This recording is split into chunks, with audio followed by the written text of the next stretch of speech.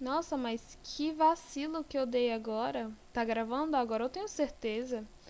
Devo ter passado uns 9 minutos aqui falando. Essas coisas acontecem. Eu só vejo de novo pra ver se tá certo, porque essa coisa não tava gravando antes. Eu devo ter passado uns 5 minutos aqui. 5 ou 6 por aí. Enfim, vamos fingir que nada aconteceu aqui e só continuar, ok? Eu vou falar sobre reino plantae, o reino vegetal, das nossas lindas verdinhas. Opa, nada. Relaxa, relaxa, tá tudo bem aqui. Vamos falar das nossas lindas verdinhas, certo? Vamos começar falando do surgimento dela, certo? Tendo em consciência de que a vida teve origem no mar e que precisava de um processo, sabe, para nossas verdinhas conseguirem chegar ao ambiente terrestre, a gente vai falar sobre eras geológicas, certo?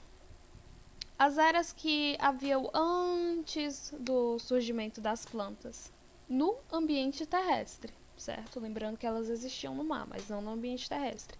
E que no mar elas eram procariotas, ok? Ok.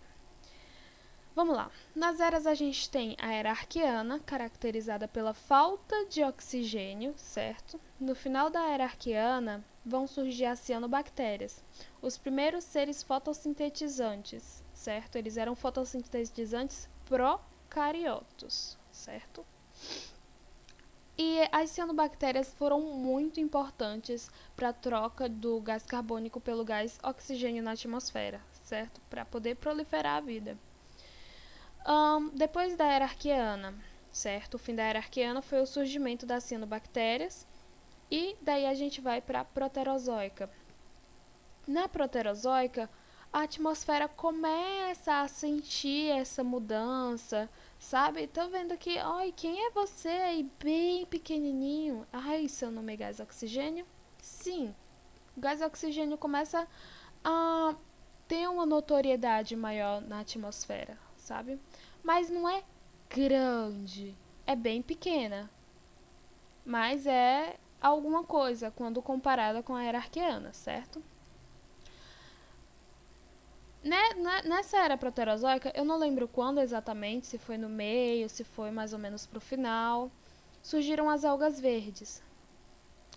Lembra desse nome? Algas verdes, também muito importantes. Foram os primeiros seres eucariotos a surgirem. E elas surgiram na era proterozoica, certo?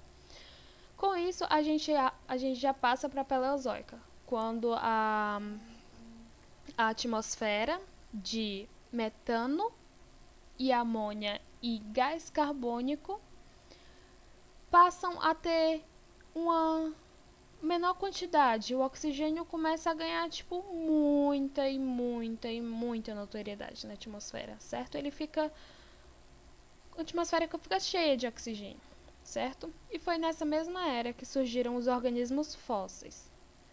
Depois dos organismos fósseis, mais ou menos no meio da era paleozoica, as pessoas dizem que foi no período devoniano, certo? Muitos estudiosos dizem que foi no período devoniano. Você vê que não foi no comecinho. Foi mais ou menos do meio para o final, assim que surgiram as plantas dentro do período paleozoico, certo? Por quê? Por que houveram outros organismos na Terra antes das plantas? Por que elas demoraram esse tempo todinho para conseguirem colonizar o ambiente terrestre? Por causa da falta de oxigênio que elas precisavam para realizar a troca de gases para conseguir energia, certo?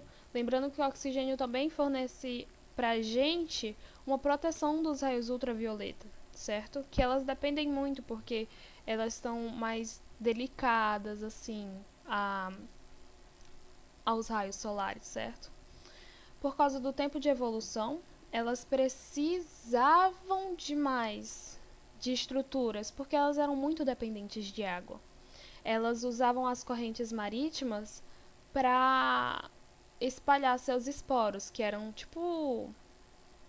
Eram os clones que iam dar longevidade à geração delas, certo? Eram tipo os filhos, eu posso dizer filhos, a prole dela. Ahn, Elas usavam a água para recolher seus nutrientes, elas não precisavam fazer muito esforço, sabe? Mas na superfície terrestre, elas iam precisar fazer muito mais esforço, elas iam precisar de sustentação, elas iam precisar de estruturas para realizar as trocas gasosas, estruturas para conseguir se fixar e não serem levadas pelo vento, que é outra coisa que a gente ainda vai falar. Elas precisavam de estruturas que a protegessem dos raios solares, sabe? Bastante coisa, por isso que demorou tanto tempo para elas conseguirem ir para a superfície terrestre. E em terceiro, a gente tem o vento. Pouca gente fala do vento, sabe? E ele é uma coisa assim que você olha e fala, ok. Mas quando você vê o que ele faz, certo? Tô fazendo suspense, vamos lá. O vento, vamos levar. Vamos lembrar que nesse período a Terra girava muito rápido, bem mais rápido, quer dizer, ela gira rápido, mas naquela época ela girava bem mais rápido do que gira hoje em dia.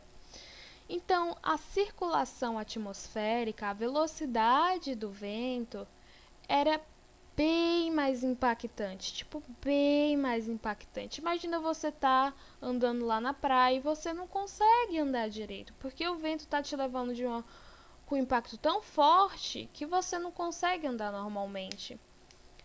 Sabe aqueles grãozinhos de areia batendo nas suas pernas? Eles acabam arranhando porque o vento é tão forte que acaba fazendo com que esses grãos de areia batam muito forte nas suas pernas e acabem arranhando elas. Era isso que acontecia, só que num grau de impacto 10 vezes maior, causava erosão nas pedras, causava estresse ao solo, sabe? Caos muito grande. Por isso que tiveram que haver mudanças necessárias no ambiente terrestre, para quem não é ateu, né? As plantas olharam para Deus e falaram assim: Senhor, é que eu quero ir para a superfície terrestre, mas eu não tô conseguindo, sabe? É que eu preciso que o Senhor faça isso e isso e aquilo para eu conseguir ir para a Terra. A água tá muito chata, é sempre a mesma coisa. Eu quero um pouquinho de desafio, certo? Aí o Deus ou os deuses, para quem não for monoteísta, pegou e disse assim: ok, então eu vou mudar a composição no ar atmosférico, eu vou mudar o gás carbônico, eu vou colocar alguns organismos para começarem a colocar oxigênio, eu vou dar um jeito nas chuvas ácidas, certo? Com o gás oxigênio, minha querida planta, minha querida verdinha, a regularidade a frequência dessas chuvas ácidas vai diminuir, ok? Porque esses gases como metano, amônia e gás carbônico vão estar em menor quantidade, certo? Até o surgimento dos seres humanos que acabaram dando uma bela de uma... Mas isso não importa, certo? Porque elas não faziam ideia de que isso ia acontecer. Vou dar um jeito na formação do solo, que o solo era aquele cara ranzinza, sabe? Por causa do vento que estava sempre dando uma perturbada nele. Pois é, a formação do solo também. Aliás, o solo ele era muito rico em elementos minerais. Por quê? Por causa das chuvas ácidas que desgastavam as pedras e o líquido ele descia rico em elementos minerais. E esses elementos minerais ficavam guardados no solo. Então, quando tudo isso começou a se equilibrar, as plantas conseguiram colonizar em um solo riquíssimo em elementos minerais. E isso foi, tipo assim, para elas foi um banquete, sabe? E também tinha a questão da temperatura, que foi, sabe, o gás carbônico ele abafava muito a superfície terrestre, sabe? Porque ele deixava os raios solares entrarem facilmente. Isso acontece hoje em dia também, mas não com aquela magnitude ainda, certo? Que se você sabe o que começar, sabe? sabe? Pois é, indústria, gás carbônico na terra, desmatamento da Amazônia, começar a crescer mais, aí a gente vai ter um certo problema no meio ambiente de todo o nosso planeta, certo? Mas isso é assunto para outra aula. Temperatura. O gás carbônico entrava com facilidade, mas ele não saía com facilidade. O gás carbônico não, os raios solares, ele passava pelo gás carbônico com facilidade, mas ele não saía com facilidade, que deixava a temperatura da Terra muito quente, que é o que está acontecendo hoje em dia. Olha que surpresa, cara, que surpresa. Pois é, depois disso, as plantas tiveram uma facilidade maior.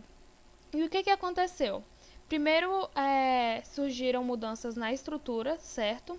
Na sustentação delas, ok?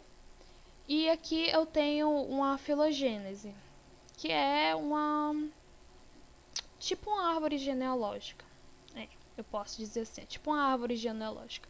Aqui tem o ancestral, que são aquelas algas verdes que eu falei. Ai, você lembra, né? Eu sei que lembra. São aquelas algas verdes que eu falei. Daqui surgiram as briófitas e as pteridófitas. Vamos dizer que elas são irmãs, ok? Das pteridófitas surgiram as plantas vasculares, ok? A pteridófita surgiu depois da briófita, apesar de elas serem irmãs, né? A pteridófita surgiu depois da briófita e ela surgiu como uma planta vascular. O que é planta vascular? É uma planta que tem estruturas, tem vasos, não são sanguíneos, são vasos de seiva. E a seiva é o que compartilha os nutrientes, espalha os nutrientes, que nem os vasos sanguíneos, é bem parecido, só que é vaso de seiva, que espalha os nutrientes para todos os lugares da planta. As briófitas não tinham isso, elas passavam de célula em célula, processo manual. Elas gostavam de um desafio e não sabiam que tinha como, né? Pois é, bichinha. Ainda existem briófitas hoje em dia. As briófitas são os musgos, a gente vai ver isso daqui a pouco. Depois das pteridófitas surgiram as plantas com sementes, certo? Quando eu digo semente, não é grãos de pólen. Não são grãos de pólen, eu digo semente. Semente mesmo, aquelas carocinho, certo? Ou caroção, quando a gente fala de manga, né? Mas normalmente são dos caroços que eu tô falando. Com as gimnospermas, certo? Depois a gente tem o surgimento de frutos e flores. Não, as sementes, nem toda semente ela tá dentro de um fruto, certo? As sementes das gimnospermas, elas não têm esse revestimento do fruto. Isso a gente vai ver daqui a pouquinho também.